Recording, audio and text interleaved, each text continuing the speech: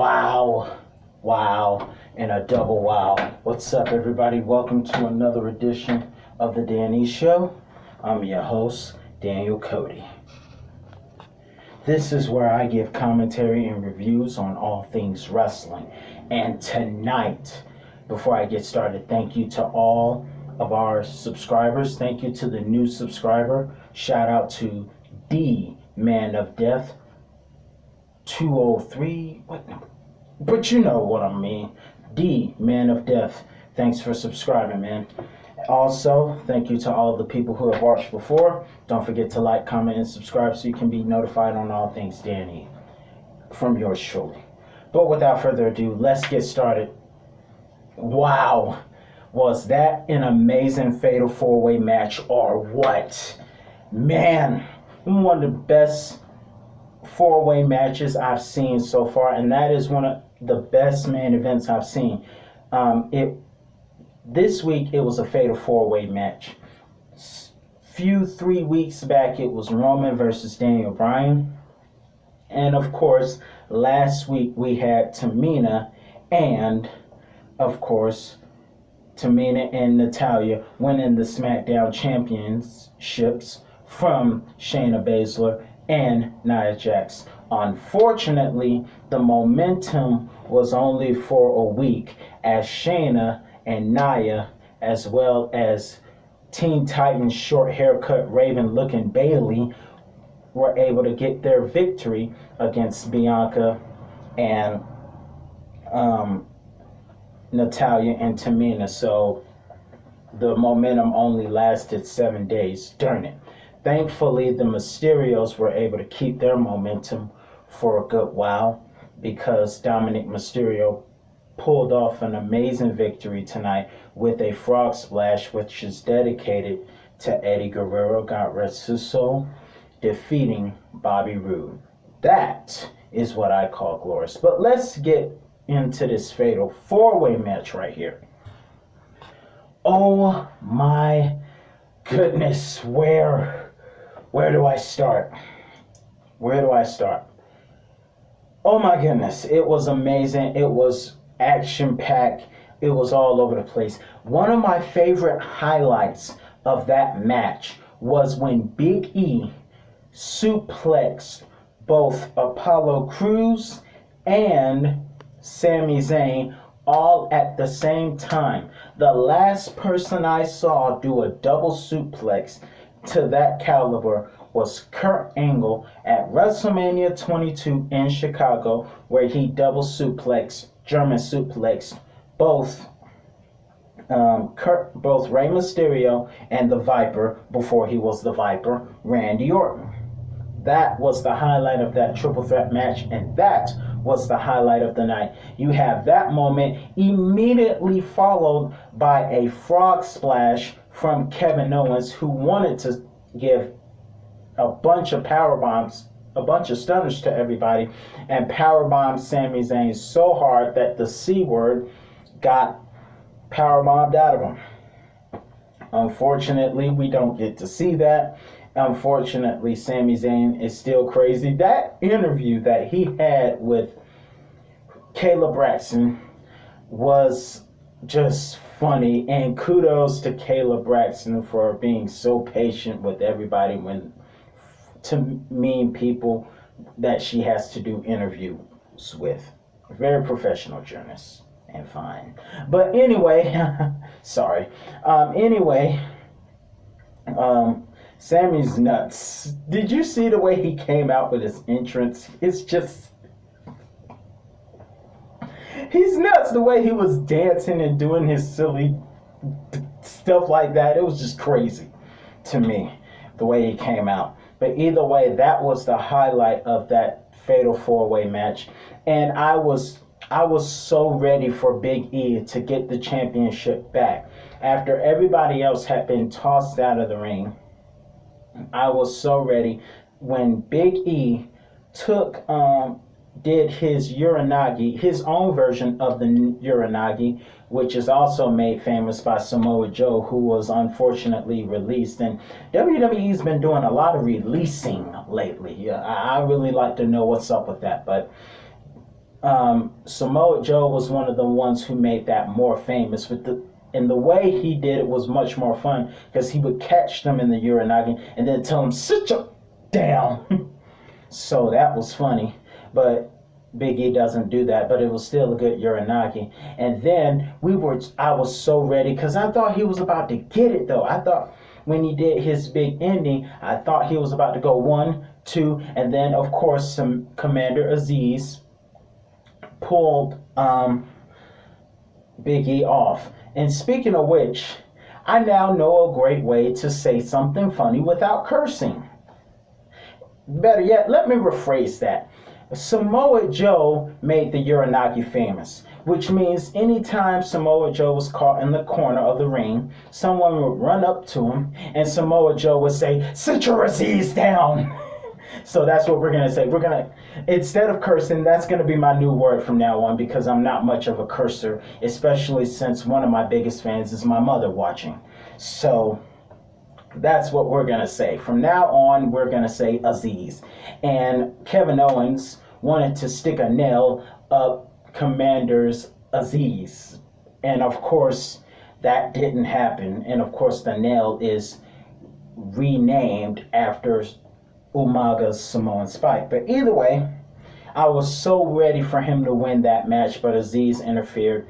Thankfully, he pushed Aziz into the turnbuckle post, even though it was intentional for Aziz to throw Big E in there, but it backfired. But then the lights started going down, and I started seeing heaven.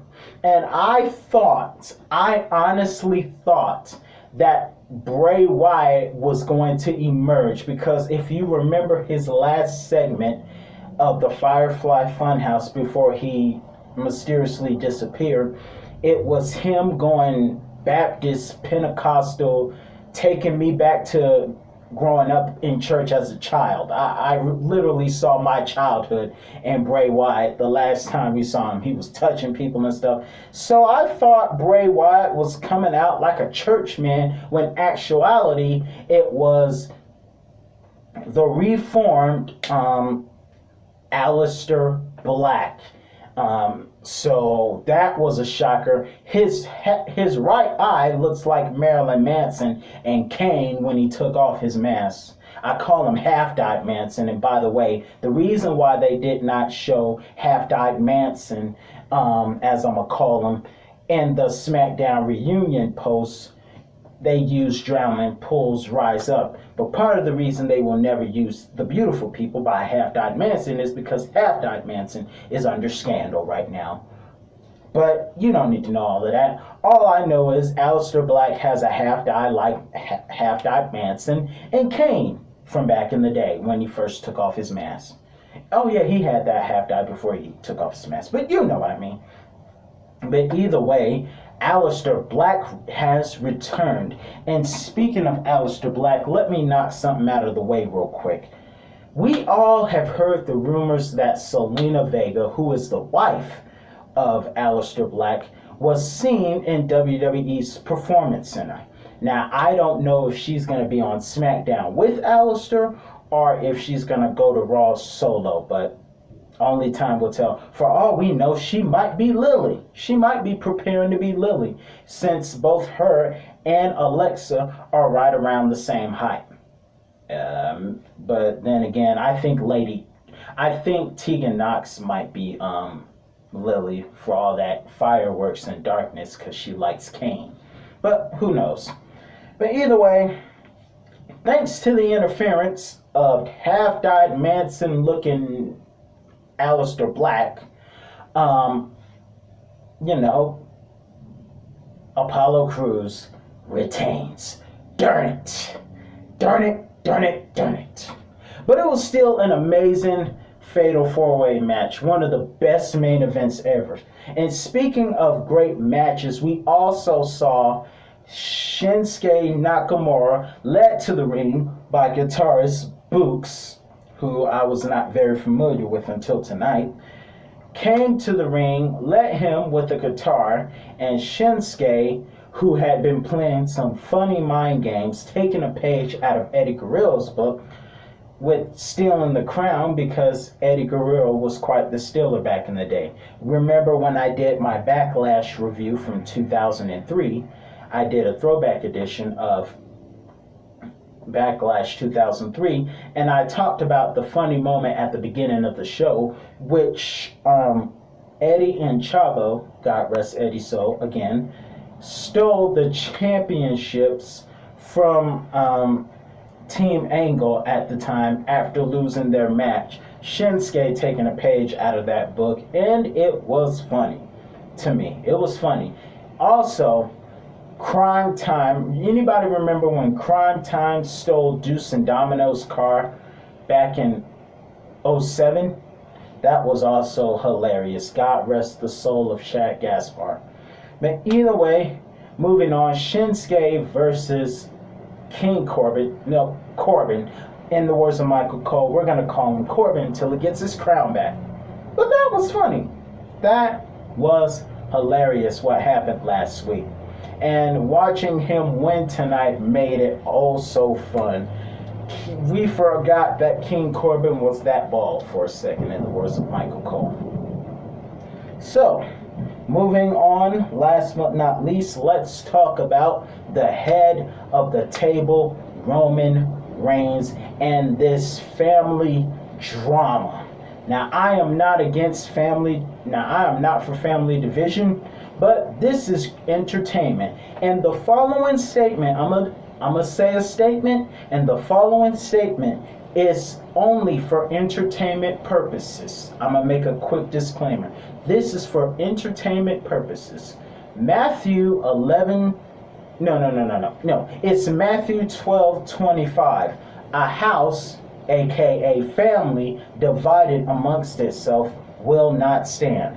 Now that is for entertainment purposes only. For those of you who are atheists, I want to be respectful to all of you. But either way, that was for entertainment purposes, and there is a lot of cracks in the NOI family as opposed to Roman Reigns, as regards to Roman Reigns and his cousin Jay and his twin brother Jimmy Uso. I got it right this time. That's what happens when they're twins. You get them mixed up like Chris Tucker on Rush Hour 2. Oh, y'all look alike. But either way, there was a lot of division. Roman was not aware that Jimmy Uso went and booked a tag team match so that they could get themselves back on the mountain. And I gotta say, I agree with Sonya Deville on one thing. This match needs to be hyped up. The Usos versus the Street Profits. Now, quite honestly, this is just my bet. My prediction is something's going to happen, and it's not actually going to be a fair fight. And I'm going to tell you why. Because Roman is going to want Jey Uso to himself, leaving Jimmy to fend off the Street Profits. And I believe that's going to happen next week for two reasons. Number one, this match is too good for a show. And if it does happen on Friday night next week, fair and square, I will be very, very appreciative of the whole thing. However, that match is a caliber for WrestleMania or the upcoming show SummerSlam, which is probably going to be in early August. Who knows? But it is a match I would love to see. But I think, in my honest opinion, that it's too good to be true for next week. And I hope I'm wrong. I really do. But if I am right, I hope it happens. We see it again at SummerSlam with the clean finish, because I love those guys. The Street Profits, first of all, I've never seen them so serious since Selena Vega poisoned Montez Ford last summer. I ain't never seen them more serious, in my personal opinions. Look in their eyes, watch that interview when they talked about facing the Usos next week. I've never seen them more serious ever since last year. But there's a lot of family drama. Seth Rollins obviously has a bone to pick with Cesaro, who is seriously, apparently, injured.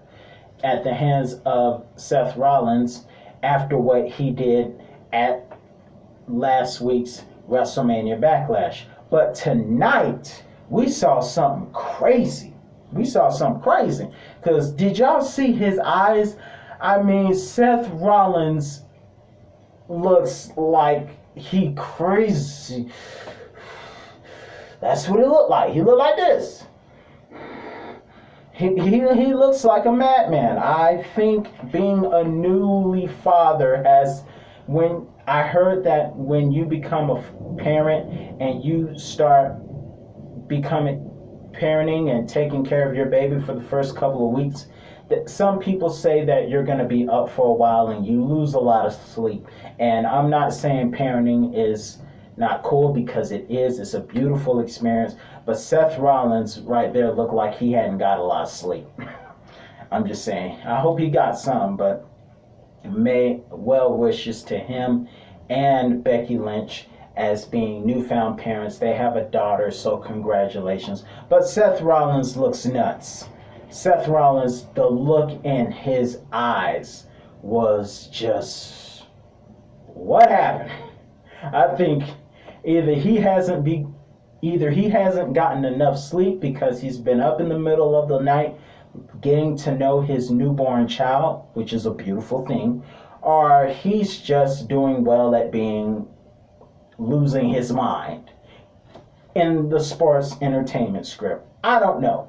But either way, this is going to be interesting, and I don't think we're going to get a rematch for Roman Reigns, because we got to settle this between Cesaro and Seth Rollins first. So who is the next challenger for Roman Reigns? I don't know. But what a night. Half-died Aleister Black is back. That's all the time I got for you today, folks, and I will be back another time for another review of All Things Wrestling with Danny. Peace. Stay safe.